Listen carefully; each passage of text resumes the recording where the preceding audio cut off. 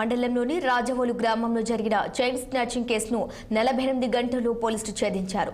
2 రోజుల క్రితం సిగరెట్లు కొనేందుకు ఓ షాప్కు వచ్చిన ఇద్దరు వ్యక్తులు మహిళ మెడలోని బంగారు గొలుసును లాక్కొని పల్సర్ బైక్పై పారిపోయారు. ఇక బాధితురాలు పెంచాలమ్మ ఇచ్చిన ఫిర్యాదుతో దర్యాప్తు చేపట్టి నిందితులను పోలీసులు అదుపులోకి తీసుకున్నారు. ఆత్మకూరు డీఎస్పీ కార్యాలయంలో మీడియా సమావేశం నిర్వహించారు. పట్టుబడిన వారి నుండి 20 గ్రాముల బంగారు చైన్లను రికవరీ చేశారని, అదేవిధంగా దొంగతన సమయంలో ఉపయోగించిన పల్సర్ బైక్ ను కూడా సీజ్ చేసినట్లుగా ఆత్మకూరు డీఎస్పీ వేణుగోపాల్ వివరాలను వెల్లడించారు. ఇక 48 గంటల్లో కేసును ఛేదించడంలో కృషి చేసిన సిఐ వేమారెడ్డి, ఎస్ఏ ప్రసాద్ రెడ్డిని డీఎస్పీ అభినందించారు.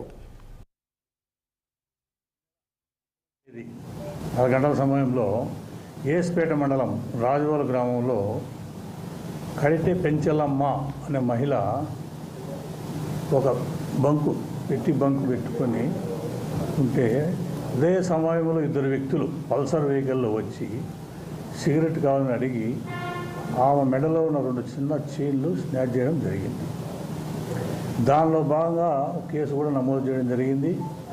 ఇమ్మీడియట్లీ మా ఎస్ఐ గారు, మా సిఐ వేమారెడ్డి గారు ఇద్దరు కూడా దర్యాప్తు ముమ్మరం చేసి ఈ దినం 9 గంటల సమయంలో ఉదయం ఇద్దరు మోటార్ సైకిల్ దొంగతనం చేసి 2 వ్యక్తులు మోటార్ సైకిల్ వస్తుంటే వాళ్ళని పట్టుకొని విచారించి వాళ్ళ దగ్గర దొంగతనం చేసే సొమ్ములు రికవరీ చేయడం జరిగింది. వాళ్ళ పేర్లు బద్దపూడి నాగేంద్ర, ఇంకొక వ్యక్తి మొగిలికుండ్ల రాజశేఖర్, ఇద్దరు అంటే పల్సర్ వెహికల్ వచ్చిన ఇద్దరు కూడా వాళ్ళిద్దరిని ఈరోజు అరెస్ట్